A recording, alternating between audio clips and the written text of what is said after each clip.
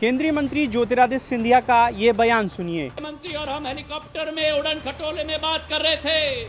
चंबल की पानी की जो मिठास और नमकीनता होती है, अगर कोई हमें अपना ले तो हम जान देने के लिए तैयार हैं। अगर कोई हमारे के साथ अगर कोई भी गलत फहमी लगे तो आमने सामने करने के लिए तैयार भी ग्वालियर चंबल का माटी का इंसान होता है।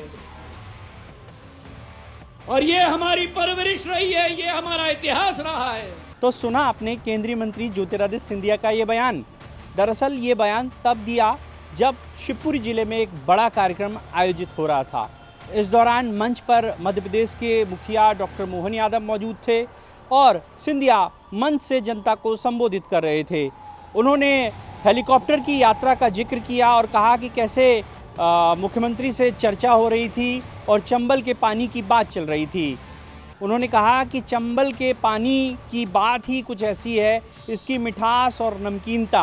और उसके बाद उन्होंने कहा कि हमें कोई प्यार से गले लगा ले तो अपनी जान भी दे दें, और अगर कोई गलतफहमी पाले तो हम आर पार के लिए भी तैयार रहते हैं। तो इस तरह से ये जो बयान है बहुत चर्चाओं में है और सोशल मीडिया पर सुर्खियां बटोर रहा है। दरअसल केंद्रीय मंत्री ज्योतिरादित्य सिंधिया कुछ इशारा करना चाह रहे थे और उन्होंने अपने वक्तव्य में कुछ ऐसा ही बयान देकर कांग्रेस को मुद्दा दे दिया। कांग्रेस हमलावर हो गई। कांग्रेस कह रही है कि केंद्रीय मंत्री ज्योतिरादित्य सिंधिया इन दिनों बीजेपी में खुद को असहाय महसूस कर रहे हैं। एक जिक्र किया, चंबल के पानी का जिक्र किया कि यहाँ का पानी ऐसा है कि गले लगा लो प्यार से तो जान भी दे दे, और अगर कोई आमने सामने की करे तो कोई आमने सामने आ जाए। तो क्या इशारा था उनका, ये किस तरह से देखते हैं इसको? क्योंकि इससे पहले जब वो कांग्रेस में थे तो इस तरह के बयान तब देते थे जब वो मायूस होते हैं या निराश होते हैं। देखिए, उनकी बयान है तो निश्चित रूप से उसने कुछ ना कुछ सोच के ही दिया होगा।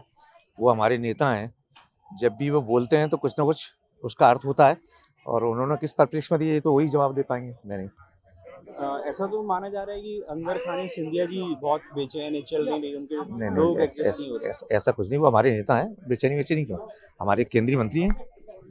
जो सिंधिया जी की भाषा है, बिल्कुल ऐसा लगता है जैसे हताश हैं और बीजेपी में जाकर पछता रहे हैं।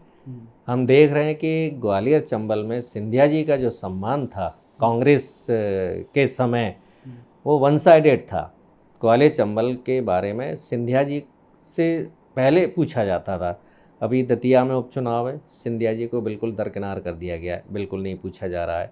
निगम मंडल की नियुक्तियां हुई, सिंधिया जी को बिल्कुल पूछा नहीं गया। सिंधिया जी के साथ कई विधायकों ने अपना जीवन दांव पर लगा दिया। इमरती देवी, गिरिराज दंडोतिया, महेंद्र सिसोदिया, रणवीर जाटव, OPS भदौरिया, ऐसे कई नाम हैं। केंद्रीय मंत्री ज्योतिरादित्य सिंधिया बीजेपी में अपने लोगों को एडजस्ट नहीं कर पा रहे। कांग्रेस ने जिक्र किया कि जिस तरह से इमरती देवी, महेंद्र सिंह सिसोदिया, गिरिराज दंडोतिया, ऐसे तमाम सारे लोग हैं जो सिंधिया के साथ बीजेपी में गए थे, लेकिन अब उनकी हालत क्या है ये सब लोग जानते हैं। तो इसलिए सिंधिया अपने मन की पीड़ा मंच से मुख्यमंत्री के सामने जाहिर कर रहे थे और सीधे तौर पर मुख्यमंत्री को कोई इशारा भी कर रहे थे। हालांकि इस मामले में बीजेपी ने स्पष्ट तौर पर कहा है कि सिंधिया ने ये वक्तव्य ऐसे ही दिया होगा, लेकिन इससे पहले देखें तो 2018 में भी सिंधिया कमलनाथ सरकार के खिलाफ भी इसी तरह के स्टेटमेंट देते थे और उसके बाद क्या हश्र हुआ सबको मालूम है। लेकिन सिंधिया अभी बीजेपी में हैं और इस तरह के वक्तव्य दे रहे हैं, तो निश्चित ही इसके कुछ सियासी मायने होंगे। इसके क्या सियासी मायने होंगे, इसका जवाब तो खुद सिंधिया ही दे सकेंगे।